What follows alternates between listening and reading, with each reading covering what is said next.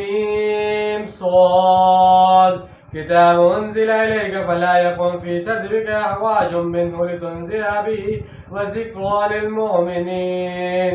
شروع اللہ کے نام سے جو بڑا مہربان نہایت رحم کرنے والا ہے۔